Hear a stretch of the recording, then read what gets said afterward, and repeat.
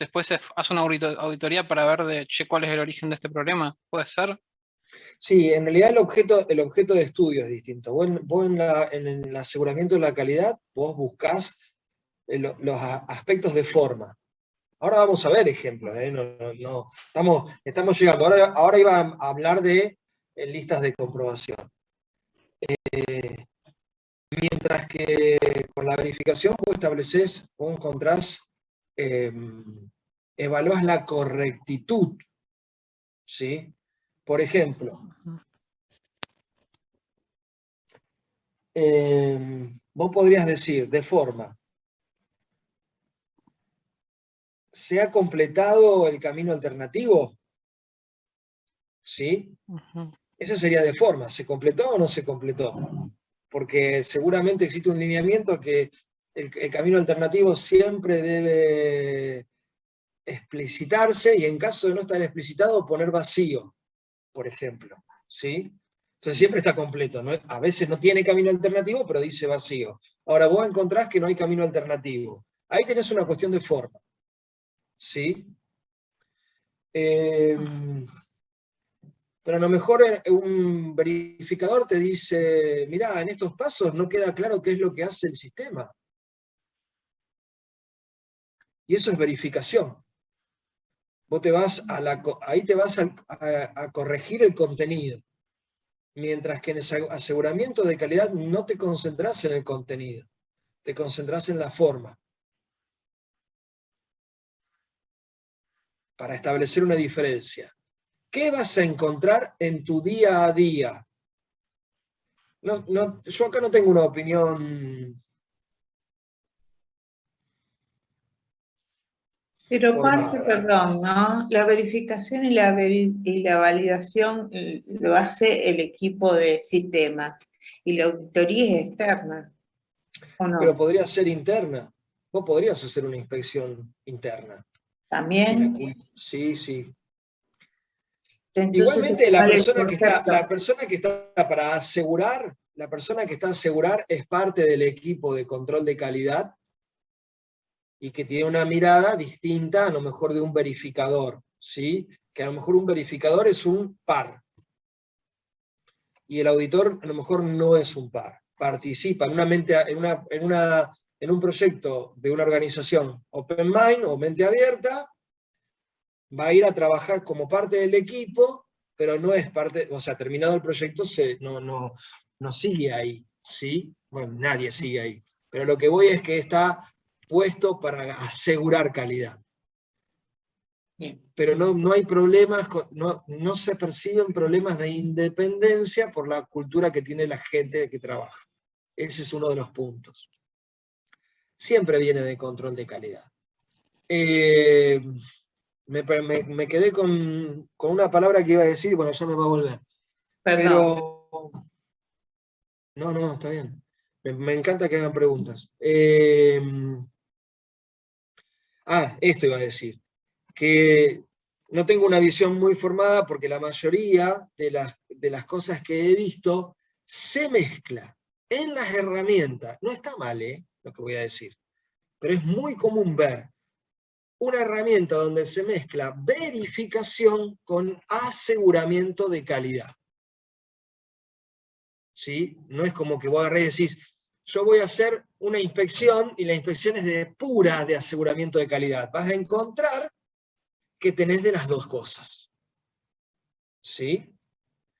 Para mí es interesante, lo hice en alguna época, lo hago a veces, es interesante pensar de manera distinta porque hago pensamientos distintos cuando genero, porque ¿qué hago? En algún momento tengo que decir, bueno, voy a relevar, ¿qué? ¿Voy a relevar así? ¿Voy y relevo? No, tengo que tener una herramienta.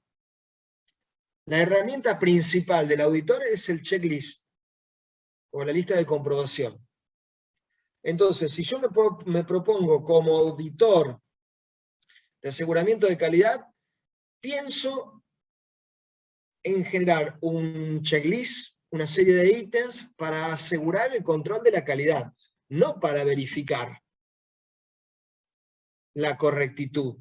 Entonces, trabajar de esa manera me permite tener mejores calidades en los checklists.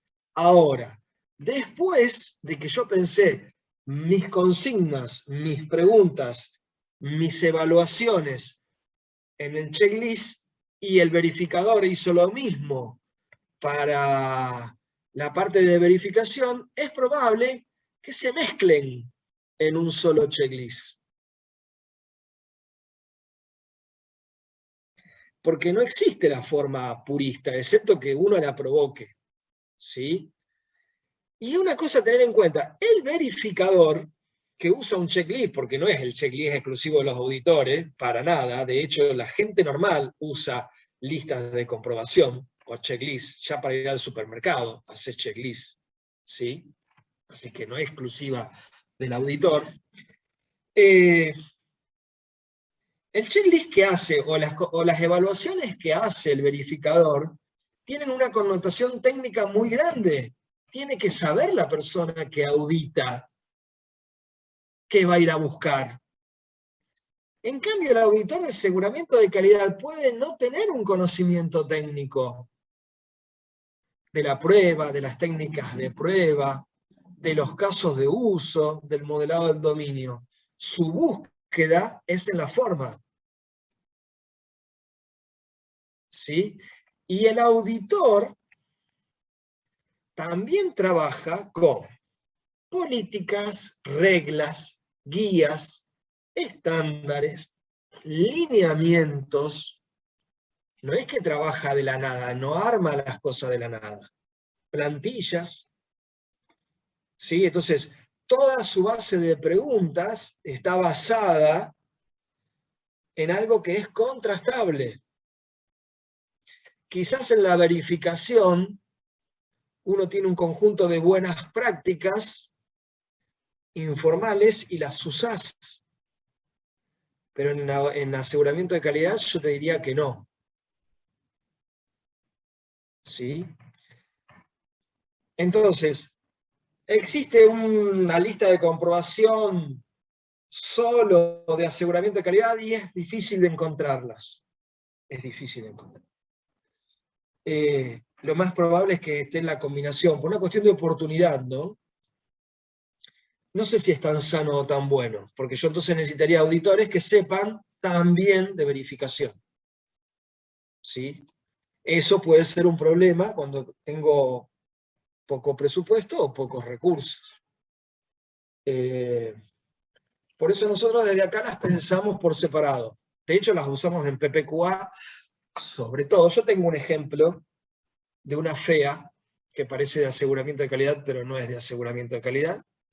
Pero cuesta pensarlas. De hecho, yo tengo una trampa preparada para ustedes para la clase que viene, que hagan un checklist de algo que les va a doler más la cabeza de lo que van a poder lograr. Pero no importa, es la idea, ¿sí? Yo siempre digo, a veces me digo, ahora voy a empezar a hablar de checklist, y más de uno, y está bien, lo respeto, más de uno va a decir, oh, esto lo sabe cualquiera. Y la verdad es que no lo sabe cualquiera. La verdad es que cuando uno empieza a hacer un checklist, dice una pavada, es agarrar y decir yerba, azúcar, manteca. No es así. Es fácil, pero hay que trabajar. Y también hay que lograr una calidad en el checklist, porque ¿de qué me sirve mandar a gente a auditar con un checklist y que me vuelva con más dudas porque no entendió el checklist? No sé si me entienden, estoy como siendo contradictorio. Entonces, primero que el checklist es una herramienta que va a representar al área de calidad. Cuando los entrevistados, si estuviera entrevistados, porque hay diferentes formas de inspeccionar. A veces se inspecciona documentación y a veces hay inspección de documentación mezclada con preguntas que se realizan a las personas. Empieza a decir la persona que me entrevista, a la que entrevisto, perdón. No entiendo, me empiezo a dar cuenta que el checklist me está jugando en contra. Y no me sirve eso. Porque aparte me hace quedar mal a mí, personalmente, y al área. Entonces, cuando hablábamos de sí, es fácil, estoy de acuerdo. Ahora, en auditoría o en inspección vos tenés que generar un checklist que sea irrefutable, para que eso no se use en contra de la inspección o de la auditoría. Entonces, no es tan sencillo. Y después otra cosa interesante. Yo siempre no me canso de decirlo porque la verdad que lo voy a decir de forma despectiva, pero en realidad agradezco. Yo viví un año de trabajo de consultoría definiendo checklists, probándolos y aplicándolos a auditoría. Y entre mi primer checklist y mi checklist 10º, era impresionante la diferencia de información que se conseguía. Fue evolucionando, ¿no? Pero digo, qué bárbaro que esas herramientas me hayan dado los elementos para que yo ingresara a una organización a realizar una auditoría externa amiga, porque después había otra auditoría que era la no amiga, y se estaban preparando, entonces me habían contratado justamente para eso. Y cuando se realizó la auditoría real, la que venía con bajada organizacionalmente, ¿no? La contratada para detectar informalidades y esas cosas, y ellos obtuvieron un feedback, donde el feedback fue que había sido un éxito los resultados. Imagínense, uno se pone orgulloso porque gracias al trabajo de uno, la auditoría salió bien, pero me contrataron como staff permanente durante 3 años para inventar auditorías. Es fantástico, porque aparte necesitaban de mi creatividad, no es hacer solo checklists, sino que sean buenos, ¿sí? Y empezás con checklists horribles, y después va mejorando, pero cuando alcanzás un nivel bueno, empiezan a aparecer cosas por todos lados. No hay forma de que se te oculten debajo de la alfombra los problemas. Después está la decisión de resolverlo. Esta organización me había contratado a mí, no solo a mí, éramos un equipo de 3 personas, nos habían contratado porque sabían que tenían problemas, pero no los podían ver. Y dijeron, ya sabían que cuando bajara la auditoría real, la que venía con esa imagen de castigadores, iba a salir mal. Y le iban a decir a los gerentes, no se dieron cuenta de esto, y no lo podían detectar. Entonces, el trabajo que teníamos que hacer nosotros era un trabajo, si se quiere, evolutivo, ¿no? Y empezando con lo obvio, pero ir buscando los problemas reales, y después promover soluciones, no proponer, promover soluciones, ¿sí? Y fíjense cómo armamos las soluciones, las armamos diciendo que el equipo debería decir cómo lo iba a resolver, o sea, ellos eran parte del problema, ellos eran parte de la solución. Entonces se encontraban las situaciones y decían, vengan, encontramos esto, ¿qué hacemos? Lo estoy diciendo en casero, ¿no? Pero era trabajar. Y ellos mismos tenían las soluciones. Y qué mejor que el que está participando del problema eleve una solución, porque además de elevarla, si es buena, y eran buenas, no van a querer que fracase la solución, porque era idea de ellos. Entonces es como que vos los envolvés, lo digo de buena manera, los involucrás de manera tal que se trabaje diferente. Y esos a lo mejor eran los mismos que provocaban el problema, pero es una cosa de loco, es todo psicológico. Y los checklists eran la herramienta. Entonces, ¿cómo no voy a dar checklists? Y la verdad que no solo viví un año de eso, los otros 2 que me contrataron, o 3, hice otras cosas, ¿no? Pero la verdad es que se puede trabajar de estas cosas. Y lo importante no es quedarse, yo no les tomaba, porque aparte, esto es interesante también, vos hacés 2 auditorías, y en la tercera auditoría, el checklist, que es tu herramienta de apoyo, no sirve. Porque aprendieron a protegerse los involucrados. Entonces vos tenés que generar variantes y tener que buscar otras formas de encontrar las cosas. Y eso la verdad que te requiere un trabajo mental terrible. Muchas veces no lo conseguís, no se piensen que es fácil. A mí una vez me engañaron en una auditoría, me engañaron. Y yo en un momento dije, pero ¿cómo hice esta auditoría y encontré todo esto y no era verdad? Cuando íbamos a ver las pruebas marcaban que yo me había equivocado. Dije, yo habré estado mirando televisión mientras hacía auditoría. porque encima era auditoría en distancia, entonces yo miraba los documentos electrónicos y encontraba los errores. Cuando voy y presento la auditoría me dicen, bueno, a ver la evidencia, mostrame la evidencia. Cuando vamos a ver la evidencia no estaba. Yo estuve una semana diciendo, ¿qué pasó? Me equivoqué. ¿Qué hice? Miré el documento errado. No podía creer que me hubiera equivocado tan burdamente. Y ahí les preparé una trampa. Dejé pasar 2 meses para la trampa. Y los agarré. Y cuando los agarré fui tan feliz. Fui tan feliz. Y ahí se demostró que había un grupo de personas, digo, no se demostró, se evidenció, vamos a decir, que había un grupo de personas que querían boicotear al gerente. Cosas que pasan. Yo estuve en el medio. A mí me agarró que me habían hecho trampa, entonces quería descubrirlos, pero esperé un mes y pico largo para atenderle la trampa, cuando se relajaron.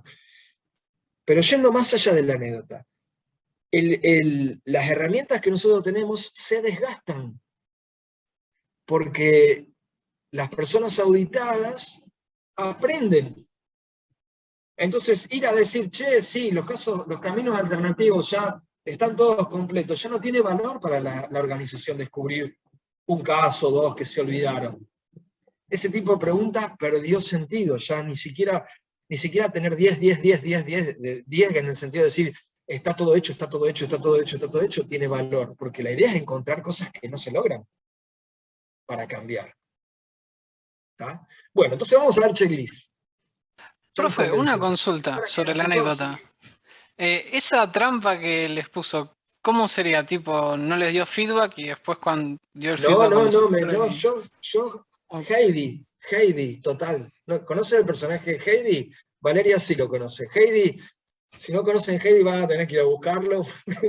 Me suena Heidi igual, me suena como... Heidi es un personaje de cuentos muy inocente, muy buena persona, con un corazón muy puro, cosa que yo no tengo, ni alma pura ni corazón puro, pero lo dibujé. Lo disimula. ¿Sabes lo que me costó, no? Trabajaba en el espejo y lo conseguí. Primero dejé pasar el tiempo. Me cuesta mucho porque tengo un temperamento muy fuerte, entonces primero dejé pasar el tiempo. Pedí perdón de algo que no sabía que había pasado, porque no... A ver, había analizado 100 documentos y había encontrado 30 fallas. Cuando hacemos revisión, de las 30 fallas, solo había 3. No me pude haber equivocado tan grueso. Sí me puedo equivocar. Hasta un 50% me acepto, más no me acepto, pero por mi forma de trabajar. Entonces, pedí perdón. En ese momento les dije que, cuando me quisieron pagar, les dije que no quería cobrar. No me lo aceptaron, pero la verdad es que me da vergüenza. A mí esas cosas me ponen mal. Que el trabajo no estaba realizado, entonces como no estaba bien realizado no se podía cobrar. Para mí era así de sencillo. Pero sobre todo pedí disculpas. Volví a revisarlo y evidentemente no había errores. Seguí evaluando, porque yo hacía un recorrido de áreas en forma aleatoria, eran 6, 7 áreas en esa organización, entonces yo las recorría en forma aleatoria. A este área la pasé al final, seguí recorriendo otras áreas. En las otras áreas no se presentaban los mismos problemas, lo que encontraba era lo que era. Obvio que doble trabajo hice para asegurarme de que eso no pasara.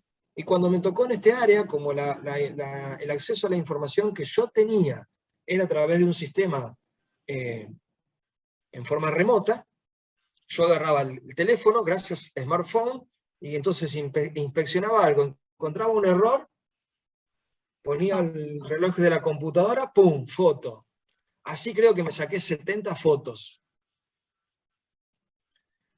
Hubo un momento donde se presentó un informe. Obviamente el gerente estaba mirando así de reojo ese informe. De todos los informes que les presentaban, no le interesaba ninguno, le interesaba ese. Porque aparte había algo ahí dando vuelta. Pero bueno, estaba... Y resulta que, bueno, me volvieron a llamar. Yo estaba muy nervioso, me acuerdo. Me volvieron a llamar. Se repitió la escena. ¿cómo puede ser? Nosotros no encontramos nada de eso, toda una onda así, naif. Entonces yo estaba esperando el momento era que dijeran, bueno, no, le decía yo, pero sí, yo encontré esos errores, así todo así cabizbajo, sí, yo encontré esos errores. Imagínate que hacía una fuerza terrible, 10 en actuación me saqué. Entonces el gerente dice, bueno, ¿y tenés las evidencias? Sí, por supuesto. Y entonces el que estaba diciendo que no tenía, dice, bueno, miremos el sistema. No, no, no. Las evidencias están en este CD. Todas las fotos. No, el quilombo que se armó. No te puedo explicar. Fue un día donde yo salí de ese, no creo que ni almorcé, porque estaba tan feliz, estaba tan lleno en el alma, de lo que, porque desbaraté un fraude. Pero esas cosas son las que uno no busca, ¿no? Tampoco no es la función de la auditoría de la de policía. Me tocó en lo más íntimo de mis fibras, pero nunca entendí, después me explicaron, porque nunca entendí cuál era la intención de fraguar todo lo que habían hecho mal y hacerlo pasar por bien.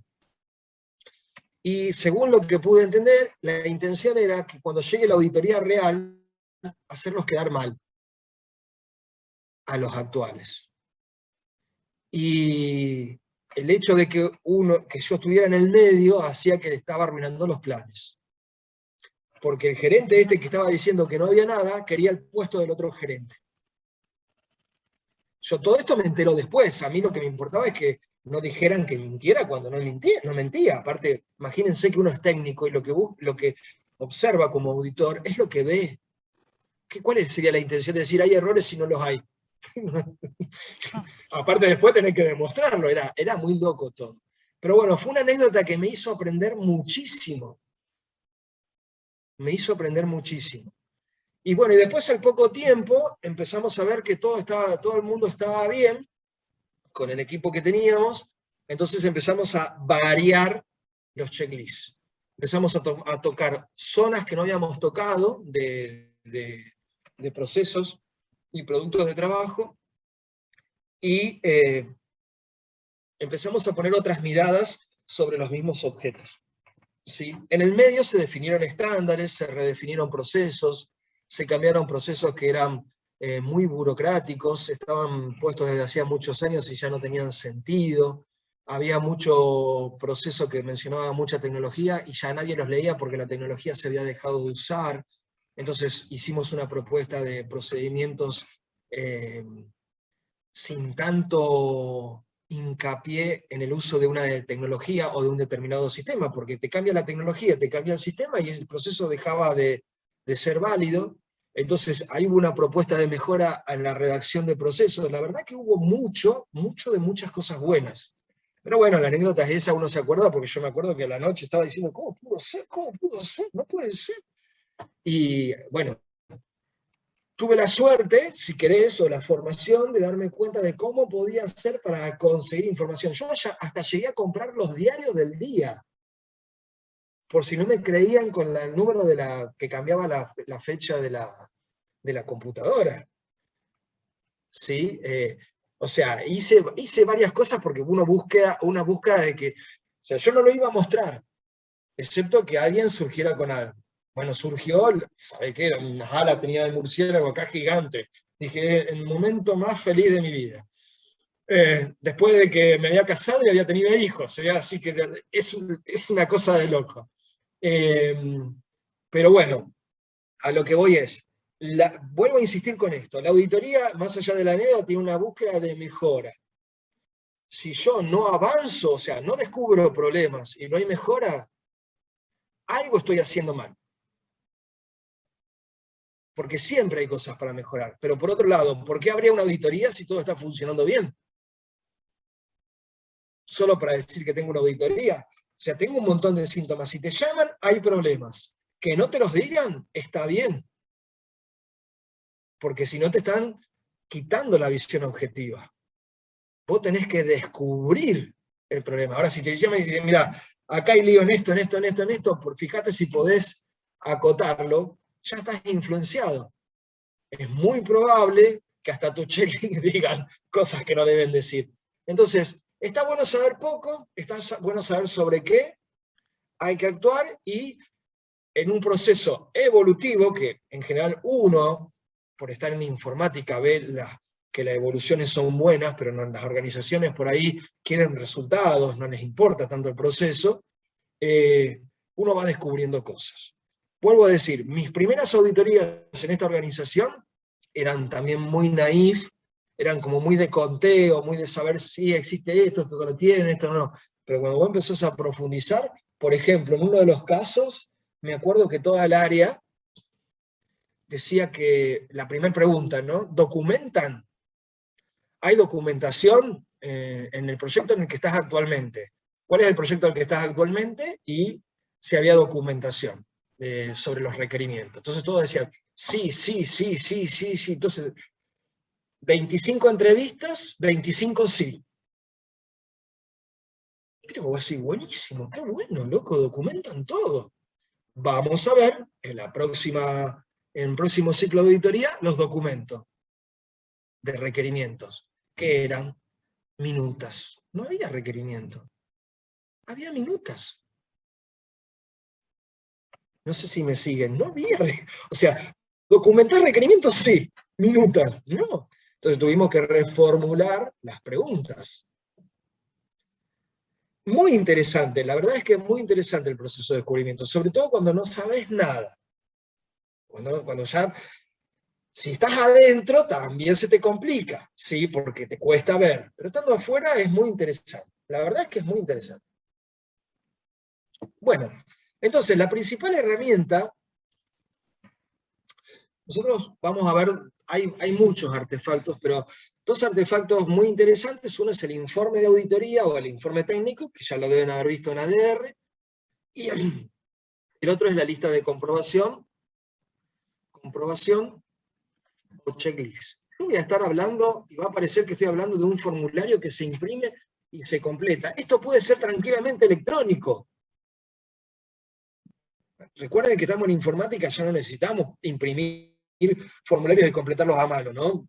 Lo que van a leer parece que, o lo que voy a mostrar parece que tuviera que hacer una plantilla en Word, imprimirla, ir, llenarla, después cargarlo en Excel, y después hacer una estadística. No, esto se carga directamente, se obtienen los resultados y ya está.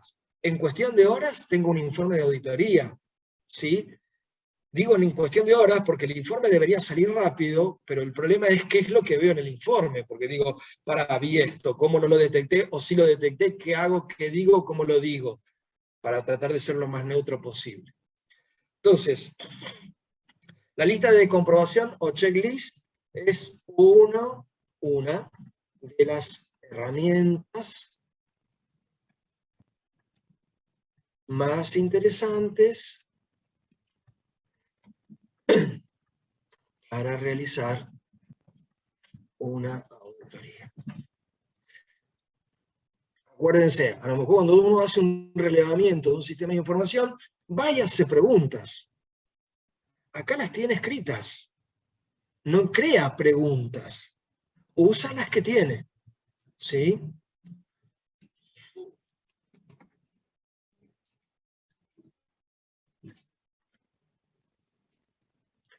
Vamos a decirlo por acá.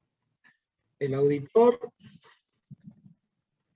usa como base de la auditoría las preguntas que aparecen en el checklist. Bien. Por lo tanto, el checklist debe tener una meta. ¿Sí? Antes de empezar a realizar ninguna pregunta, debería plantearme una meta. ¿Qué fin persigue el checklist? ¿Sí?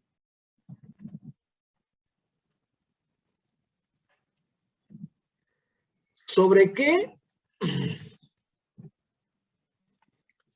elemento va a trabajar? Esto es, más allá de que si es un producto de